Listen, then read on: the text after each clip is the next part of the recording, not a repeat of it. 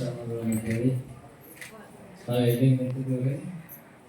ಅದೇ ಅವ್ರು ಬಹಳಷ್ಟು ಜನರಿಗೆ ಚಲೋ ಆಗುವಂತ ಅವರು ಹಾರೈಸಿದಾರ ಅಂತ ಹೇಳಿ ಅವರೆಲ್ಲರ ಹಾರೈಕೆ ಇವ್ರಿಗೂ ಕೂಡ ಸಾಕಷ್ಟು ಒಳ್ಳೆಯ ಬೆಳಿಲಿಕ್ಕೆ ಅನುಕೂಲ ಆಗ್ಯದ ಅನ್ನುವಂಥದ್ದನ್ನ ಈ ಸಂದರ್ಭದಲ್ಲಿ ಹೇಳ್ತಾ, ಆದ್ರೆ ಇದು ನಮ್ದು ಮನೆ ಶಾಶ್ವತ ಅಲ್ಲ.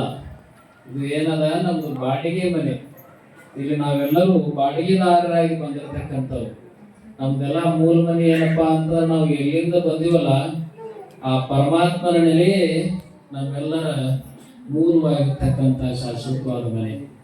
ಅದಕ್ಕೆ ಚನ್ನಬಸವನವರು ಅನ್ನುವಂಥ ಒಬ್ಬರು ಶರಣರು ಬಹಳ ಸುಂದರವಾಗಿ ಹೇಳ್ತಾರೆ, ಗುಬ್ಬಿ ಹೆರರ ಮನೆಯ ತನ್ನ ಮನೆಯ ಮಂತೆ ಧರೆ ಧನ ವನಿತೆಯರು ತನ್ನವರೆಂದು ಹೋರಿ ಹೋರಿ ಸಾಯುತ್ತದೆ ನೋಡ, ಸರ್ವಕರ್ತರು ಕೂಡಲ ಚೆನ್ನ ಸಂದೇಹನೆಂದರಿಯದೆ. ನೀವು ಮನೆ ಕಟ್ಟಿ ಮುಂಬೈಗೆ ಹೋಗ್ತೀರಿ. ಮುಂಬೈಗೆ ಹೋದ್ಮೇಲೆ ಏನ್ ಮಾಡ್ತದ, ಇಲ್ಲೊಂದು ಯಾವ್ದಾರ ಹಲ್ಲಿಯಾರ ಬಂದು ಉಳಿತೈತಿ, ಒಂದು ಗುಬ್ಬಿಯಾರ ಬಂದು ಉಳಿತದ. ಮನ್ಯಾಗ ಯಾರು ಇರ್ಲಾರ್ದಾಗಲೇ ಅದು ಹಲ್ಲಿ ಏನ್ ತಿಳ್ಕೊತೈತಿ, ಮನ್ಯಾಗ ಯಾರು ಇಲ್ಲ, ಮನೆ ಖಾಲಿ ಅದ, ಇದು ಮನೆ ನಂದೇ ಅದ ಅಂತೇಳಿ ಗುಬ್ಬಿ ತಿಳ್ಕೊಂತೈತಿ. ಆದ್ರ ಗುಬ್ಬಿಗೆ ಅಲ್ಲಿ ಗೊತ್ತಿಲ್ಲ, ರಾಡೋಡವ್ರು ಬಂದ್ರ ಅದನ್ನ ಎಣ್ಣೆ ಹೊಡೆದು ಮತ್ತೆ ಹೊರಗೆ ಹಾಕ್ತಾರ ಅಂತ ಹೇಳಿ. ಹಂಗ ನಾವ್ ಎಷ್ಟೆಲ್ಲ ಗಳಿಸ್ತೀವಿ, ನಾವೇನೆಲ್ಲ ಮಾಡಿದ್ರು ಕೂಡ ಕೊನೆಗೆ ಒಂದ್ ದಿವ್ಸ ನಾವ್ ಏನ್ ಮಾಡ್ಬೇಕು, ಕೊನೆಗೆ ನಾವು ಪರಮಾತ್ಮನ ಹತ್ತಿರವೇ ನಾವೆಲ್ಲ ಹೋಗ್ಬೇಕು. ನಾವ್ ಯಾವಾಗ ಒಂದಿನ ಹೋಗೋದೈತಪ್ಪ ಅಂತಂದ್ರ ಇಲ್ಲಿ ಏನಾದ್ರೂ ನಮ್ದು ಉಳಿಸಿ ಹೋಗ್ಬೇಕಲ್ಲ. ನಮ್ಮ ಉಸಿರಂತರೂ ಉಳಿಯೋದಿಲ್ಲ, ನಮ್ಮ ಹೆಸರಾದ್ರೂ ಉಳಿಯುವಂತಹ ಕೆಲಸವನ್ನ ನಾವು ಮಾಡಬೇಕಾಗ್ತದೆ.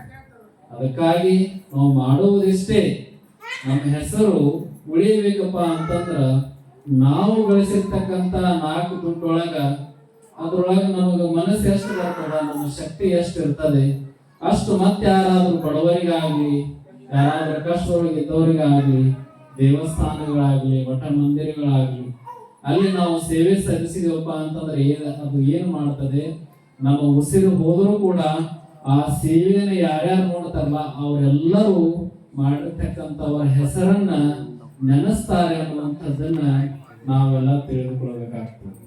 ಬದುಕೊಳಗ ಮನುಷ್ಯ ಏನು ಮಾಡಿದ್ರು ಕೂಡ ಅದು ಪರಿಪೂರ್ಣತೆಯನ್ನ ಸಾಧಿಸೋದಿಲ್ಲ.